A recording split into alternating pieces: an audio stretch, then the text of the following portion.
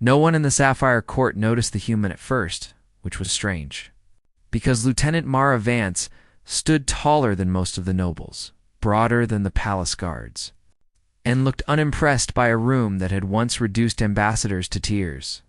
Princess Illyra noticed her only when the music stopped, when the dancers froze, and when the war drone of the Karin Dominion punched through the crystal dome above, the banquet hall like a black spear from the stars. Glass rained over the feast, nobles screamed. Servants dropped silver platters and ran, and Illyra rose from her chair. Because this was her coronation night, and still, amid the panic, the human woman merely set down her drink and said, "Stay behind me, Your Highness." Illyra had been taught every major military doctrine in the Crescent systems. She knew the four formations, the Brack bombardments, the High Rift swarms, and the mathematics of siege and surrender. But no one had bothered to explain Earth's Marines. Humans were new allies, loud in ceremony, casual around royalty, and relaxed around danger. So when the second drone split open and released armored Quran raiders with blades of burning cobalt, Illyra expected the human to take cover. Instead, Lieutenant Vance tore away her ceremonial jacket, revealing combat plating hidden beneath silk, then smiled as if the evening had finally become interesting. And that was when the princess realized the humans had come to a coronation prepared for war. The first raider charged. Mara met the thermal glaive with a forearm shield that snapped open in blue light. The impact shook the floor. The second raider lunged for Illyra, and the human moved so fast the princess barely understood it. 3 shots, 3 cracks of thunder, visor, throat joint, chest, seam. The alien collapsed. Then Mara advanced into the others.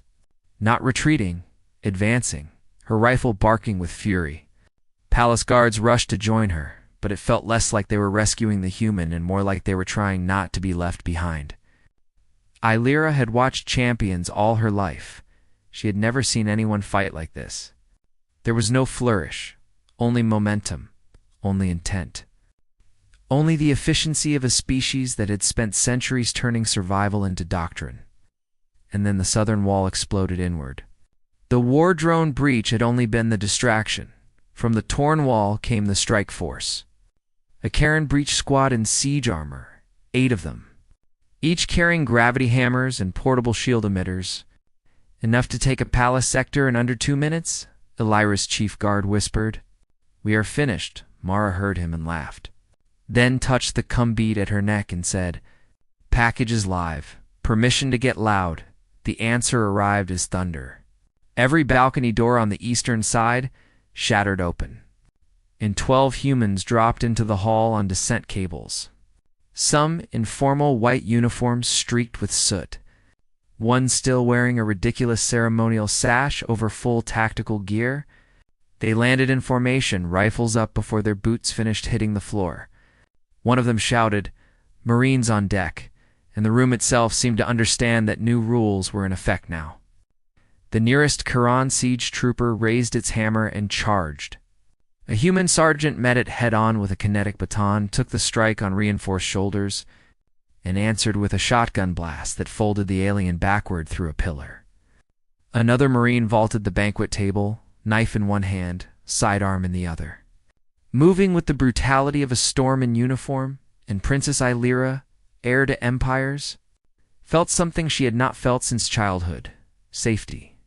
What followed was not a battle in the noble sense. There was no poetic reversal. It was a lesson ruthless and immediate. The Marines fought like a species that assumed the universe was hostile and had adapted accordingly. They used fallen chandeliers as cover, hurled serving carts into firing lanes, coordinated through overlapping fire so precise they seemed to think with one mind. One Marine took a plasma cut across the ribs, grinned through his teeth, and kept advancing. Another lost her rifle, drew 2 pistols, and sealed a corridor alone while shouting for someone to save her a slice of coronation cake. Illyra watched the Karin commander realize too late what kind of prey he had chosen. Calculation turned into disbelief, disbelief into fear, and fear into the oldest truth in war run, he tried. Mara Vance caught him before he reached the breach, drove him to his knees with a strike to the spine, and planted a boot between his shoulders while palace cameras broadcast the image across the capital. Her voice was low when she spoke to him. "You should have brought more ships." And somewhere above them, beyond the torn dome, the sky ignited with streaks of descending fire. Because Earth's fleet had not been late, it had simply been waiting for confirmation. When dawn rose over the palace, the smoke had thinned, and the surviving nobles spoke in hushed voices, not of disgrace, but of the impossible thing they had witnessed. Princess Illyra stood on the shattered balcony beside Mara Vance and watched human dropships settle into the royal gardens, like predatory birds coming home.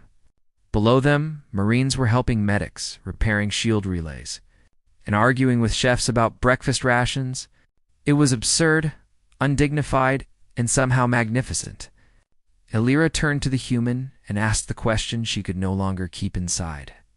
"Why did no one tell me your Marines were like this?" Mara glanced at the burning horizon, tired now, older than it had seemed in the banquet light.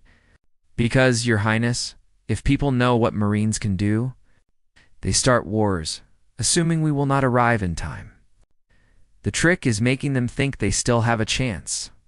Illyra looked at the ruined hall, at the alien wreckage, at the humans laughing while cleaning blood from dress whites and armor plates, and in that moment she understood something every ruler learns. Alliances are not measured by signatures or speeches. They are measured by who stands in front of you when the ceiling falls. Histories would later say the coronation of Illyra I marked the beginning of the Sarakai Human Defense Pact. But the princess knew the truth was simpler. On the night her enemies came to steal her throne, Earth's Marines had taught the galaxy a lesson no one in the Sapphire Court would ever forget. Humans did not just go to war, humans arrived.